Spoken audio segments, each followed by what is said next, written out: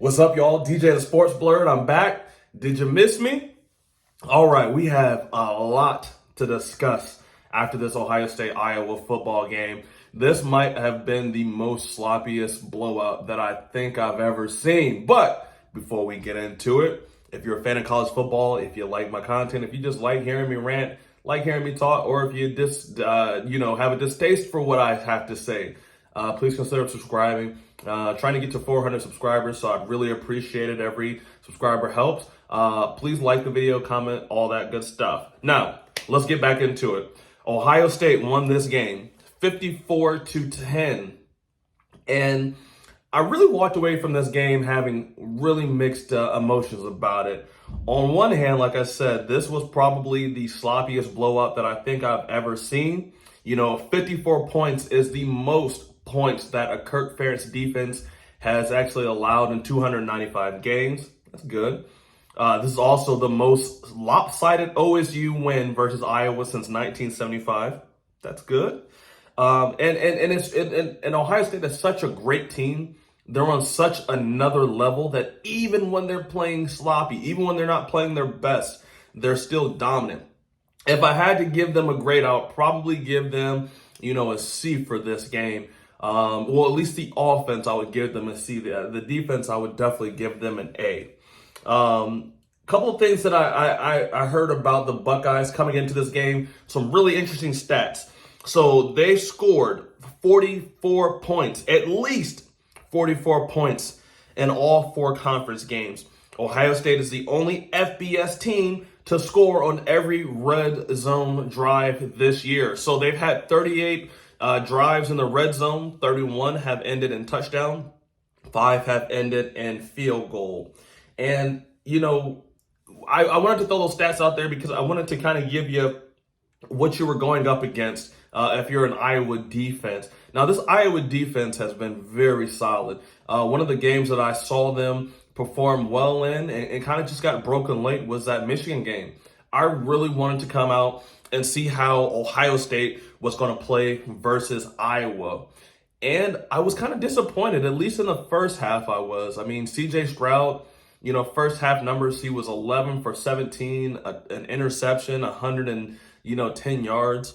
And, it's kind of got me a little concerned, right? So Ohio State has only played two, okay defenses, Notre Dame and also Iowa now. And both times they came out very slow. Now, Ohio State picked it up very late versus Notre Dame, in the second half versus Notre Dame, and they did the same thing here versus Iowa. So, it's going to be kind of interesting to see as they get better in the season, as the competition gets better. They have to go play Penn State next week. Obviously, Michigan's going to come in. Whoever they have to play in the Big Ten Conference Championship, if they get there, and then if they get to playoffs, it's going to be a really big hurdle for them. So, Ohio State looks great versus the the competition that can't really match your athletes. But when they play decent defenses, it's starting to look like you can kind of slow them down. But the one thing that Ohio State had in its favor was Iowa's offense. They were absolutely dreadful. I mean, out of 138 college FBS teams, Iowa's offense is number 131. And as I'm watching this game, right, it looked like Iowa's defense just completely lost its will. Once you go out there and you give everything, right, you give up everything. You play well. You're limiting CJ Stroud. You're limiting the run. And then you give the ball back to the offense and they can't do anything with it. It's going to have a trickle-down effect. I really think that's what happened. So that's when you started to see Ohio State and that second half just completely just pull away from this game. CJ Stroud overall 20 of 30, 286 yards, 4 touchdowns. Now he is still having a Heisman season. He has 2,000 yards, a little over 2,000 yards, which puts him 19th. Oh my goodness, Derek, he doesn't have that many yards passing. Why not? Because he's usually blowing teams out. He doesn't get to pass the ball in the fourth quarter. He has 28 touchdowns, which is first. He has 4 interceptions, and then he has a QBR of 92.6, which is number 1 in all of college football. Let's talk about this running game for a little bit as well. Travion Henderson and Mayan Williams, they combined for 21 carries for 57 yards. Not a really great performance from them. However, you have to give credit to Iowa's defense. If you've heard anything about Iowa, you've heard about their defense. Now, Travion Henderson, 11 carries, 38 yards. Mayan Williams, 10 carries, 19 yards, 1 touchdown. He had a long of 13. So they really did a good job stuffing these guys. The receivers, Julian Fleming, he was our top receiver yesterday. 2 catches, 105 yards and a touchdown. Emeka Jugba, 6 receptions, 80 yards, a touchdown. And Marvin Harrison Jr. I'm going to start calling Marvin Harrison Jr. Old Reliable because he just makes play after play after play after play after play. Marvin Harrison Jr., 7 receptions, 60 yards, and a touchdown. And then also, I kind of do want to bring up Jackson Smith and Jigba. He had one catch for 7 yards. Now, Ryan Day said he was on a play chart, or a play count, excuse me. He played about 10 plays. And what's interesting about Jackson Smith and Jigba is that once he got done with these 10 plays, he was then taken back to the athletic room for some more trainings. They were looking at him a little bit more. So don't know if he's 100% healthy, but we have to get this guy back. If we're going to compete with the Alabamas, the Tennessees, the Georgias of the world, Clemson, we need him back, and we need him back, versus those really elite teams. So Ohio State, lowest offensive output of the season, 365 total yards.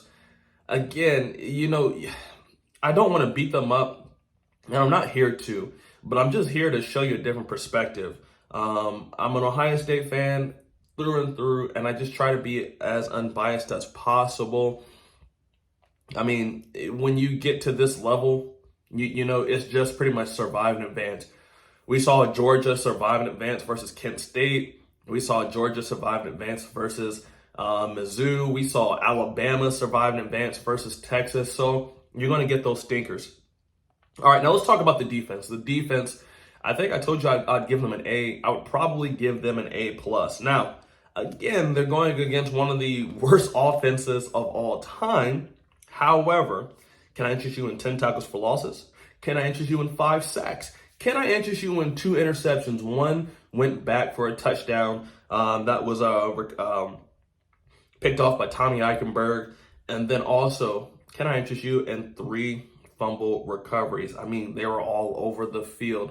Even when you turn the game on, the first offensive play for Iowa was an INT. 5-6 seconds into the game, they already threw a pick. They held Iowa to 3 offensive points, 158 total yards. It doesn't matter how bad the offense is. When you play bad offenses, you have to capitalize. And Ohio State capitalized. This defense under Jim Knowles looks light and day difference in what it did last year. Or night and day difference in what it did last year. This same defense playing the same bad Iowa offense last year probably gives up about 21 points, in my opinion. But to only give up 3 offensive points, the only other touchdown that Iowa scored was off a C.J. Stroud sack fumble recovery, rumble into the end zone. So just completely outplayed, that Iowa offense. And Iowa even brought in 2 quarterbacks. They have a real situation there at Iowa. They need to find a quarterback. They also need to find a receiver, a tight end, and a running back as well. But everything starts with the quarterback. They played 2 QBs, and they had an average of a 4.5 QBR. So just terrible all the way over. All right. I just want to kind of give you some stats. I'm going to be making a couple more videos throughout the week. Ohio State has a really big game coming up in Happy Valley. That has been a terrible place for Ohio State to play recently. I'm always nervous every time they have to go to Penn State. Doesn't matter how good Penn State is. Doesn't matter how bad Ohio State is. They always play the Buckeyes tough out there.